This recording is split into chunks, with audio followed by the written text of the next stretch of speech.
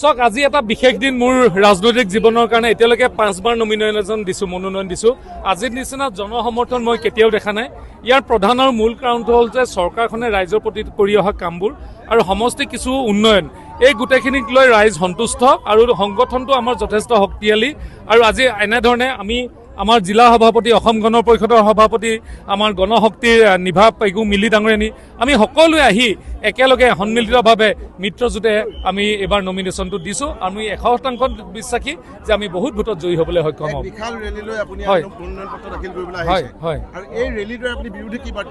চাওক, এই ৰেলীটো হ'ল আমাৰ জনসমৰ্থন। আমি কোনে কেনেধৰণে বাৰ্তা ল'ব সেইটো বেলেগ কথা, কিন্তু আমাৰ বিৰোধী ৰাজনৈতিক ব্যৱস্থাত বিৰোধী দল থাকিব। আমাৰ তাতো আছে কংগ্ৰেছ আৰু ভাৰতীয় জনতা পাৰ্টি এইবাৰ প্ৰতিদ্বন্দ্বিতাত নামিছোঁ।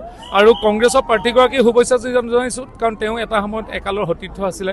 আৰু গণতন্ত্ৰ এই 9 তাৰিখলৈকে কোনো ব্যক্তিগত নাথাকিব, ইয়াত ৰাজনৈতিক আমাৰ বিৰোধিতা থাকিব। আৰু ৰাজনৈতিক বিৰোধিতাৰ পিছত যেতিয়া আমি সকলোৱে এজন জয়ী হ'ম, তাৰপিছত সামাজিক আৰু ব্যক্তিগত যিবিলাক আমাৰ সম্বন্ধ সেইবিলাক আকৌ আগৰ নিচিনাকৈ থাকিব। শিৱসাগৰ সমষ্টিত পুনৰ বিজেপি প্ৰাৰ্থীয়ে প্ৰক্ষেপ কৰিছে, একালৰ আপোনাৰ সমষ্টিৰ প্ৰাক্তন বিধায়ক।